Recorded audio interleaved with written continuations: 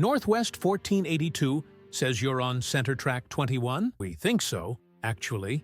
We're not sure. Shortly before 2 p.m., these words echoed through the Detroit control tower, filled with hesitation and uncertainty. A simple sentence, however, that foreshadowed the tragedy that was about to unfold in the thick fog, where even the concrete seemed to disappear. How many times has the story of a disaster begun with these words? We're not sure. In the world of aviation, this phrase is almost considered a mortal sin.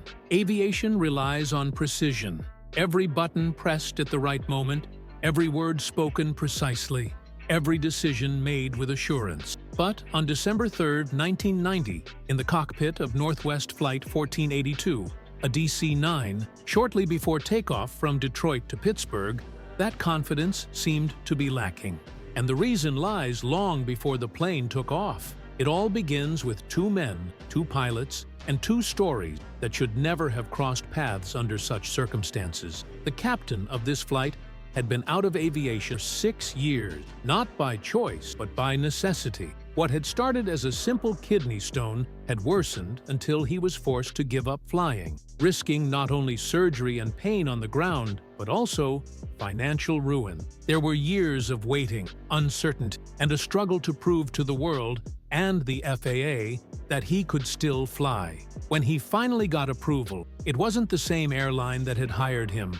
The one that had once employed him had been bought out.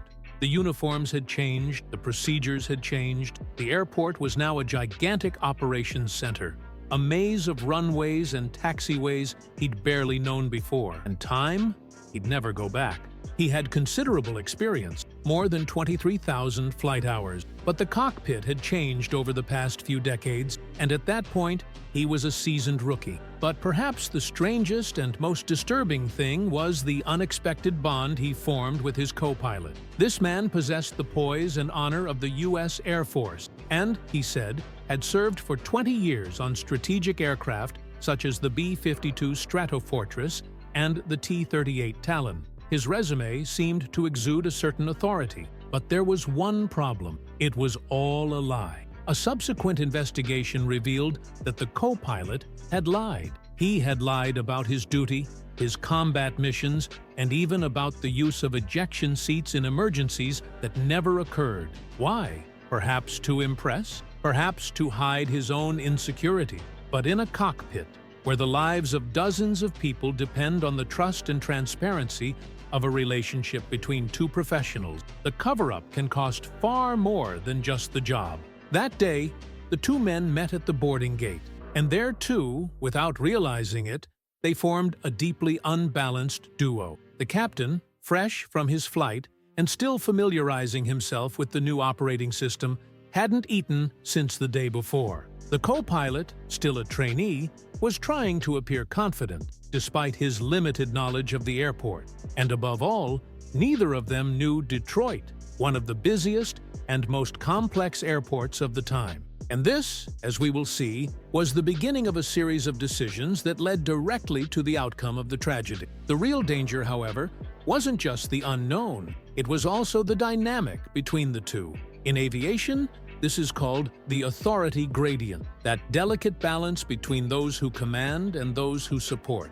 If the captain is too assertive, the first officer will remain silent, even if they notice errors. On the other hand, if they are too assertive, they risk backtracking and relinquishing control. On Flight 1482, the gradient wasn't simply flat, it was reversed. The newly arrived and unsure captain began following instructions from a first officer who, despite his eloquent speech, didn't even know his own route.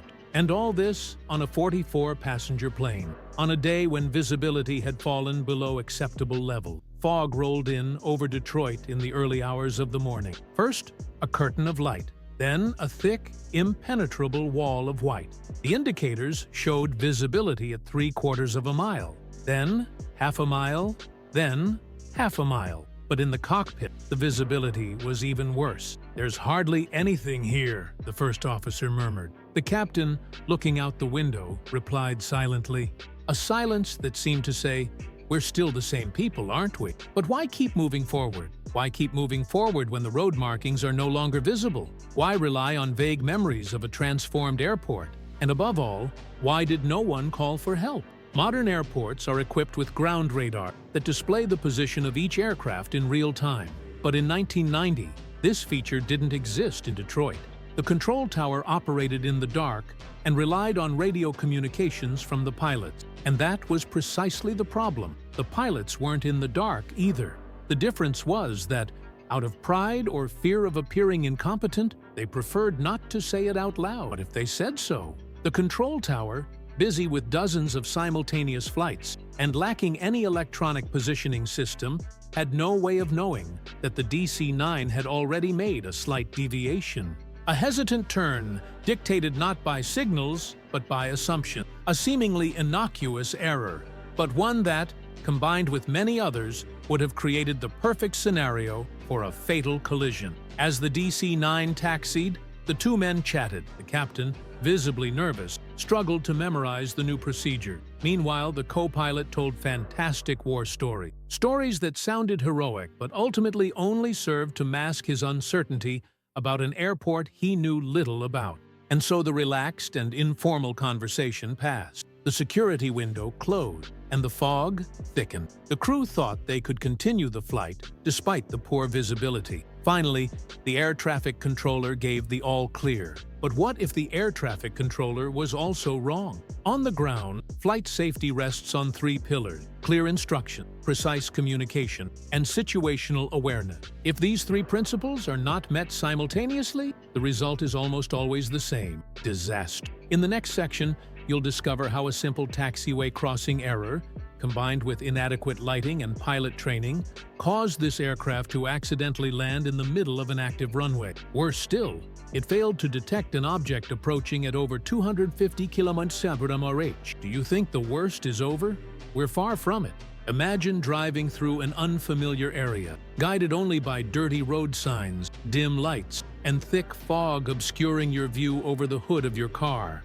Now imagine that, in this situation, your GPS is no longer working. You turn left, convinced you're on the right road, but before you know it, you're driving the wrong way. Adrenaline, fear, confusion. Thus begins the second part of the story of Northwest Flight 1482. Shortly after taxiing began, the Detroit airport was shrouded in fog. Thick fog, the kind that envelops an aircraft's fuselage from a few meters away, seemed to be the silent villain in the story. The DC-9 was moving slowly and cautiously, but without a clear direction. The captain, still accustomed to the new procedure and visibly uncomfortable at the airport, handed over the controls to the first officer. The first officer, in turn, displayed confidence. A dangerous combination, especially when hubris trumps caution. Be careful and see if I'm on the right track. The commander spoke these words almost as an order. A well-placed sentence could have prevented what was about to happen, but here, it betrayed the indecision of someone who preferred avoiding mistakes rather than controlling the situation. Unable to make out the road markings, faded and barely visible even on a clear day, the two drivers tried to navigate using visual cues that simply didn't exist. There were no signs, visibility was minimal, and the human senses that often help us in normal traffic were virtually ineffective. It was like a driver navigating blindly along an unfamiliar route, guided only by the voice of a passenger who said, "I think this is it." C'est tout? Here's a connection you might never have considered. Have you ever tried to follow vague instructions in an unfamiliar environment? Have you ever followed a friend who said, "Trust me, it's over," only to find yourself completely lost? Multiply that inconvenience by 44 lives entrusted to your care, engines running, and so much fuel that even the slightest collision could turn into a terrible tragedy. That's exactly what happened in that cockpit. Ground control, meanwhile, did its best to guide the plane based on the pilot's message. There was no ground radar. At an international airport, it was like piloting race cars solely by the sound of their engine. When Flight 1482 was asked where it was, the hesitant response was, "We're flying over a fire station," an insufficient geographical reference. Even so, ground control continued to issue complex instructions, confident that the pilots knew exactly where they were. Tax to the center of runway 03 over Oscar 6, Foxtrot. Then tell them where to turn right toward X-ray. For those familiar with the airport, this is a clear instruction. But for those lost in the fog, it's like saying, follow invisible paths to an invisible fork and guess where to turn. By the time they reached the presumed entrance to Oscar 6, the pilots had veered off course. They missed the necessary right turn, turning too far left. Instead, they saw a centerline leading left and followed it. The co-pilot murmured hesitantly, "I think so," and the captain simply responded with another question, left or right? Have you ever experienced a situation where no one wanted to make the wrong decision, so everyone followed each other? One drove, the other accelerated, and both thought they had the situation under control, until they realized no one did. The DC-9 had taken a wrong turn, and instead of heading for the correct runway, they were slowly taxiing down a parallel runway, off course and closer to disaster than they had ever imagined. Meanwhile, another flight, Northwest 299, was preparing to take off from the same runway, 03 Center. It was a Boeing 727 with 146 passengers and 8 crew members on board. The plane, 3 times larger and heavier, was ready for takeoff and awaiting clearance. However, unbeknownst to them, the 2 aircraft were heading for a collision. And the tragedy was that there was no shortage of signals ignored, misinterpreted, or simply out of service. Runway lights? Out. Runway centerline lights? Deactivated due to a configuration error. Ground markings? Worn, barely visible. The air traffic controller, who could have turned everything off at the first sign of uncertainty, preferred to confirm, repeat, and wait for additional information. No one wanted to appear alarmist. No one wanted to interrupt traffic. But there are times when panic saves lives. As the crew of Flight 1482 tried to orient themselves using the map on their laps, which no one had consulted, time passed. The distance between the 2 planes closed. The 727 approached, accelerating down the runway, engines roaring, tearing through the fog. Meanwhile, the DC-9 moved slowly along a route they considered safe, but which led them directly to the center of the runway, the active runway, the one where no one should have been.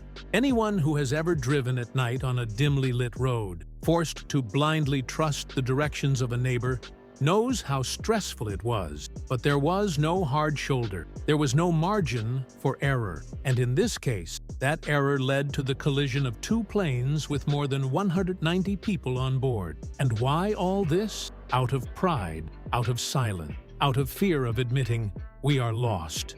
Perhaps the most memorable moment is when the captain stops the plane in the desert and declares, "We can't see anything." He asks the co-pilot to contact air traffic control, but the co-pilot hesitates. Instead of calling for help, he insists, "We're in the X-ray zone," even though he's not sure. Air traffic control replies, "You have clearance to cross." And with that, the DC-9 continues its flight. Have you ever felt pressured to give an answer when you weren't sure? Have you ever been asked to appear confident when deep down you just wanted to give up and take a deep breath? That moment, that second, illustrates how tragedies are born in silence. That's why this story isn't just about aviation. It's about human decision, about pride, about misplaced trust, about what can happen when you constantly fly blind so as not to appear weak. In the next section, you'll witness the impossible. 2 planes collide in the same place, at the same time, with near zero visibility. A horrific collision where fog not only obscured the runway, but also caused fatality. If you've read this far, you know that these stories aren't just tragedies of the past, but also important lessons for the present. If this video touched you, made you think, or impacted you in any way, please subscribe now. This will allow us to share more stories like this one, which not only inform, but also touch you. Like the video, share it with someone you know. And tell me in the comment, have you ever been in a situation where you decided to move forward despite doubt? Because in the end, sometimes the bravest step we can take is to admit we're lost. What would you do if everyone around you acted as if everything was under control, even in the face of the unknown? In the cockpit of Northwest Flight 1482, the answer seemed to be, keep flying, keep taxiing, even if you can't see it. Keep believing that the runway is just another stopover and not the last place you want to be as an 80-ton Boeing approaches. But before the crash, silence reigned. An awkward silence fueled by the lack of clear answer. And in that void, decisions were made based on assumptions, not certainty. That's the problem with plane crashes. It's rarely a single mistake. More often, it's a series of small, barely perceptible incidents that, combined, produce an irreversible result.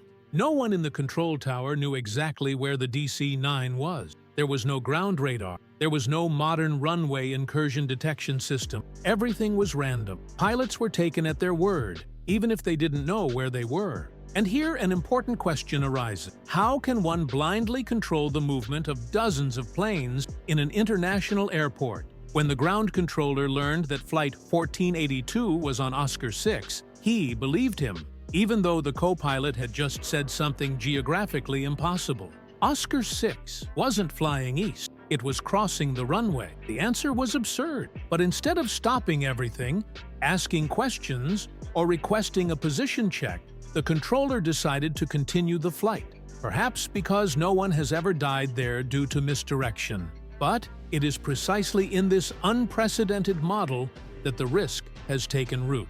On the other side of the airport, Flight 299, a Boeing 727 with 154 people on board, had already received clearance for takeoff. Despite the fog, the captain accelerated, trying to gain enough visibility to reach the runway. In the cockpit, the pilots could barely make out the ground marking. Still, they felt safe. Finally, the control tower announced visibility of 0.25 kilometers, the minimum for takeoff.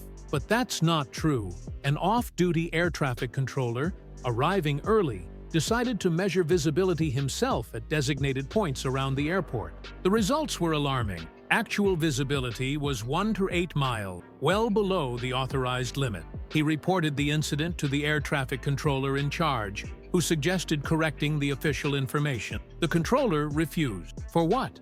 Because a deterioration in visibility below the minimum would have canceled all launches. It would have led to delays, confusion, and pressure. And perhaps, in his opinion, it wasn't even necessary. After all, everything was under control, right?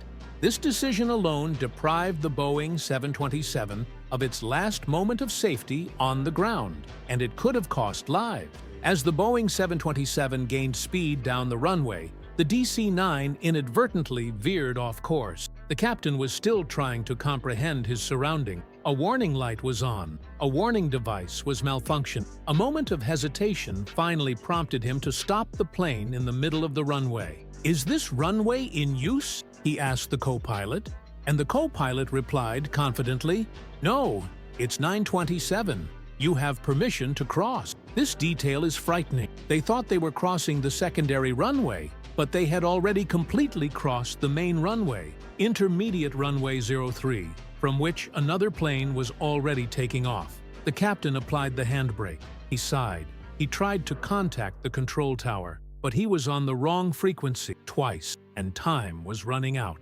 Have you ever dreamed of screaming but couldn't get it out? Have you seen something coming towards you but couldn't move? For the crew of the 1482, this moment was real. Suspecting even more, the control tower insisted, "Confirm your position." The co-pilot replied, "We are at the 0927 X-ray intersection." But that was a lie. Or worse, a false assumption. They were on runway 03 center, an active runway, the same one the 727 was approaching at that moment at 155 feet. At this point, the air traffic controller could have sounded the alarm and aborted all takeoff. He could have blocked the frequencies, but he decided to continue alone and tried to get confirmation of his exact position from the pilot. Why does this happen? Because in low visibility, control depends on the pilot's voice, on the courage to admit, "We're lost." And when he finally admitted it, it was too late. The tower commander heard the phrase he dreaded most. "We think we're at Center 21. We're not safe," he immediately shouted. "Stop traffic!" It was the right thing to do, But the decision was made in a split second, and in this case, every second counted. The Boeing 727 was already flying at over 100 knots. The pilots scanned the fog for a signal. And then, a shape, a flash, a white ghost in the middle of the runway, a motionless plane right in front of them. There was no time to look away. The 727's captain pulled the control column to the left in a desperate attempt, but it was too late. The impact was brutal. The 727's starboard wing slammed into the DC-9's fuselage, shredding it like paper. Seats, windows, and bodywork shattered. And here's another chilling detail. The DC-9 pilots were still trying to clear the runway. They had just released the brakes. They were moving when they were struck. The impact occurred while they were moving. But for them, moving wasn't enough. The Boeing 727's wingtip pierced the cockpit. Glass, metal, and blood were thrown. 3 passengers in the right row died instantly. The DC-9's tail engine was torn off. The Boeing 727's wing was torn off by 4 meters. There was a fuel leak, and then silence. The Boeing 727 miraculously came to a stop. There were no injuries, but the cockpit of the DC-9 was engulfed in smoke. Flames penetrated the fuselage. Passengers screamed. They tried to open the doors, but the exits were blocked by fire. The tail of the plane was a trap. The rear door, the only hope for many, didn't work. Poor maintenance, inadequate training, improperly adjusted cables. The lever was pulled so hard it broke, and no one managed to escape. How many tragedies are born from such small details? 8 people died. 10 were seriously injured. The image of the burned-out DC-9 has become a symbol of what happens when no one stops in time, when everyone keeps moving forward, even when lost. There are no heroes in this part of the story, just decisions. Some good, some less so, but all human, and that makes it all so real. If you're still here, absorbing every detail, you'll understand that behind every disaster lies something bigger. A series of decisions that could have had different outcomes. That's why it's important to tell this story. Because maybe someone, in a control tower, in a cockpit, on a cloudy day, remembering Flight 1482, will make a different decision. If you enjoyed this video, please click the like button. Subscribe to stay up to date with the next episode. We'll go behind the scenes of the investigation, the mistakes discovered later, and how this crash changed aviation forever. Ready to move on? Because what happens next will prove that the tragedy didn't end with a collision. The silence that followed the impact was more terrifying than the sound of the collision itself. For a second, perhaps 2, everything seemed still. An 80-ton plane had just collided with another plane in the middle of a foggy runway, but no one, at that moment, suspected that the real nightmare had just begun. Northwest Flight 299, a Boeing 727 that had just collided with DC-9 Flight 1482, managed to slow down. Miraculously, the captain reacted with surgical precision and brought the plane to a stop 640 meters from the point of impact. There was no explosion, and all 154 passengers were unharmed. Only an unnoticed fuel leak spilled onto the soaked runway, a sight that, under other circumstances, would have been considered a miracle of modern aviation. But not that day. As the DC-9 returned to the runway, it quickly ran out of fuel. The impact pierced the plane's right side like a knife through an aluminum can. The 727's wing tore away rows of seats, severely damaging the cabin, and completely ripped off the DC-9's right rear engine. 3 passengers seated near the windows on the damaged side died instantly. Others, covered in blood, struggled to get to their feet amidst the thick smoke and muffled screams. And by the time the flames began to spread, it was too late to remain calm. The captain of Flight 1482 attempted to shut down the engines by flipping the fuel switches. This succeeded, but the intensity of the tragedy prevented the engines from being shut down. Within seconds, the fuselage burst into flame. A black cloud of acid filled the cabin and the aisle. The floor shook. The ceiling collapsed. Panicked, the passengers tried to escape. Some cried, others screamed, but most, confused, tried to understand what had happened. This is one of the most horrific aspects of the entire disaster. What happened after the impact was far worse than the impact itself. The deaths were not simply due to a broken wing or a metal projection piercing the plane, but to failures of the emergency system, one after the other. The first evacuation attempt was made through the left front door, L1, but the impact catapulted the flight attendant to the ground near the cockpit, leaving her unconscious for several seconds. Desperate passengers tried to open the door in front of her. They succeeded, but not completely. They opened it partially, just enough to clear the exit, but not enough to activate the emergency slide. And what happened? Some had to jump through the door directly to the ground. Others were injured in the fall. Still others helped the passengers behind them. All this happened while the fire was already consuming the right side of the plane. On the other side of the cabin, the exits were useless, burnt, blocked, melted. Pause. Let's take a breath. Imagine yourself there. The plane is burning, no way out in sight. The heat is unbearable. You're crawling, coughing, your eyes burning. All around you, children are crying. People are trying to break windows and change seats. Some are trying to remember safety rules they've never followed. Others are simply praying. And you? Would you try to stay calm? Or would you run away as fast as possible, even if you couldn't see anything?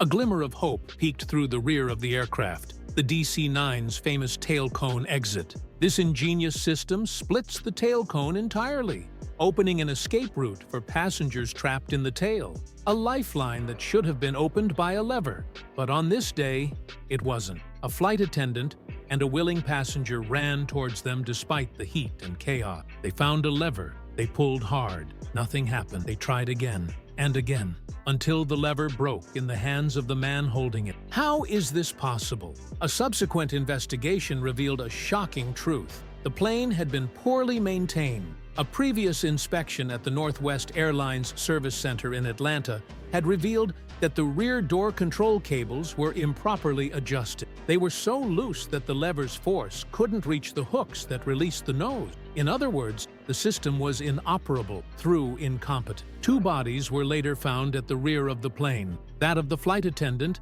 and the passenger who had tried to help her. Both died of smoke inhalation and carbon monoxide before losing consciousness. But despite many failures, courage remained. An off-duty flight attendant among the passengers organized the evacuation through the left wing exit. He forced open a hatch, opened the mechanism, and shouted for everyone to follow him. Dozens of people poured out of the small opening, injured, dirty, in shock, but alive. And the captain? Realizing that the fire threatened to engulf everything, he opened the side window, jumped out, and slid down the fuselage. The co-pilot, miraculously surviving despite a shell fragment in the instrument panel, tore off his injured leg seconds before the cockpit burst into flames. 8 passengers died. 10 were seriously injured. 26 suffered minor injury. The plane itself was reduced to ashes, a black, twisted skeleton on the damp Detroit tarmac. Another break. Provocation. How many failures can a system tolerate before it collapses? 1, 2, 3?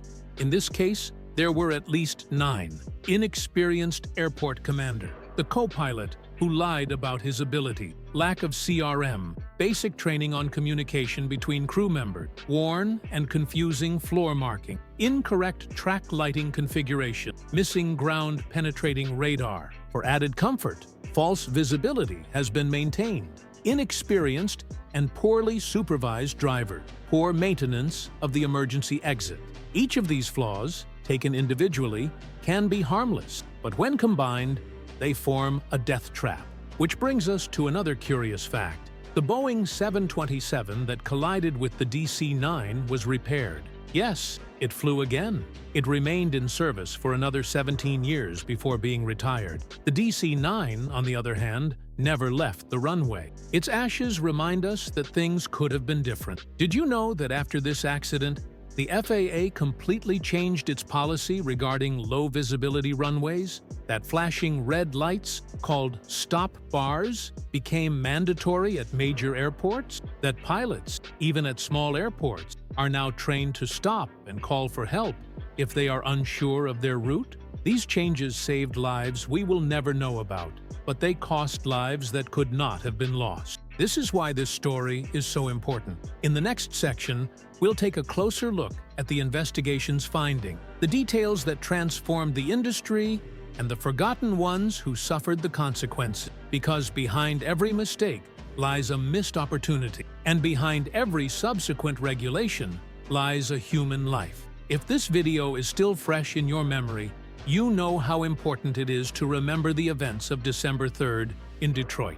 Share this story, like it, and if you haven't subscribed yet, subscribe now. Each episode is more than just a story. It's a wake-up call, a call for accountability, an attempt, however small, to ensure something like this never happens again. Are you ready to find out what happened after the smoke? The investigation will not only unmask the culprits, this will expose an entire system that has failed everyone. Some tragedies end in a crash. Others begin with a crash. In the case of Northwest Flight 1482, the real story only began to unfold after the crash, the fire, and the pain. Because in the world of aviation, every disaster becomes a mirror. And it's in that mirror that the industry decides whether to repeat the same mistakes or learn from them. But what investigators discovered wasn't just a mirror, it was a crack. The NTSB team arrived in Detroit before the smoke from the DC-9 had cleared. They discovered a technical disaster: scattered fuselage fragments, garbled control tower logs, illegible recording, and an airport operating as designed. But by analyzing each link in the chain of failures, we identified more than one culprit. It was an entire system, one that wasn't designed to fail. The first revelation was brutal. The DC-9 pilots had broken the regulations by deviating from their taxi route. But they weren't alone. In the 5 months leading up to the crash, more than 30 cases improper taxiing in Detroit. That's right, 30 planes, 30 crews, 30 opportunities to predict what was coming. And not one of them was taken as a warning. The captain of Flight 1482 had flying experience, but was new to the airport. The first officer, meanwhile, had recently been demoted and was undergoing refresher training. He nevertheless took control of the radio and navigation, functions that required absolute precision in thick fog. The report stated that these two confused crews reacted confidently without knowing the actual location and remained silent at crucial moments. Like that time they changed frequency and lost contact with the tower for nearly 2 minutes. 2 minutes during which death hurtled toward the runway like an invisible missile. But the investigation didn't stop at the cockpit. Analyzing control tower recordings, investigators discovered that pilots hesitated, rushed to confirm, and blindly relied on their exact knowledge of what they were doing. Instead of remaining vigilant, air traffic controllers behaved like blindfolded chess players, assuming every piece was in place without even looking. Another disturbing fact: Detroit's ground radar was out of service for several months due to maintenance and were never restored. No alarms or indicators indicated the presence of the DC-9 on the runway. No automatic system could have prevented the tragedy. Chance, not technology, guided airport operations that day. Fog was not the cause. It simply served as camouflage. And the visibility scandal? The report confirms it. The tower controller attempted to warn that visibility was below the minimum acceptable level for safe operation, but his suggestion was ignored. The quarter-mile mark remained unchanged. The 727 was cleared for takeoff, and the rest went up in smoke, literally. One of the coldest and most biting passages in the final report reads, "The decisions made were based on routine, not verification. Trust trumps confirmation, and the failure to take additional action, such as suspending operations or launching, directly contributed to the collision." It was phrases like these that shook the aviation industry. Because, contrary to public opinion, air travel remains the safest form of transportation in the world. Not by its very nature, but because every tragedy forces the system to evolve. The crash triggered a series of changes, both in Detroit and at airports across the United States and around the world. Mandatory traffic lights, the famous stop lines, have been installed on taxiways crossing critical areas. Ground radar systems have been modernized and made mandatory at major airports. And, most importantly, in a safety culture, people began to view every doubt as a potential turning point. Air traffic controller training has been updated, and pilot training has begun. Don't see insecurity as a weakness, but as a sign of maturity. Instead of hiding mistakes or being ashamed to ask for help, the new protocols encourage all professionals to fearlessly say, "We are lost," because that phrase, spoken at the right time, can save lives. Another consequence of the disaster was a complete overhaul of evacuation and maintenance manual. The DC-9's tailgate failure was not just a technical error, but a reminder that the Air Force cannot settle for good enough. Every failed inspection, every botched training exercise, every cost-cutting operation leaves a legacy of guilt for the future. And here are the scary statistics. More than 70% of aircraft accidents on the ground occur during taxiing, particularly in conditions of limited visibility. This is a phase of flight where many passengers are unaware of the risks they face, but the slightest mistake can be fatal. Telling this story, therefore, does not only mean reliving the catastrophe. Let us remind the world that safety is not just about the absence of accidents, but about a continuous effort to ensure that they do not happen again. And these efforts are only possible when stories are memorized, discussed, and taught. Perhaps most shocking about this tragedy is its unusual nature. Everything seemed fine. No alarm bells were ringing. No glaring mistakes would have drawn attention. It was a perfectly normal day in Detroit until everything changed. And this is perhaps, in essence, the hardest lesson to learn. Routine, if left unchallenged, can be deadly. If you've read this far, I thank you from the bottom of my heart. You didn't just watch a video. You immersed yourself in a true, complex, yet important story. And that's crucial, because as long as there are people willing to understand what happened, the likelihood of something like this happening again will be reduced. If this story touched you, like this video, leave a comment and tell us what struck you most. And if you haven't subscribed yet, now's the time. Each episode is an investigation, a reminder, and a warning, and you're part of it. In the next video, we'll look at another case where everything seemed under control, but things changed. An icy runway, an experienced commander, and poor communication proved more costly than expected. Prepare yourselves, because, I repeat, what lies behind this tragedy is what must be seen more than anything. Thank you for being here. See you on the next flight.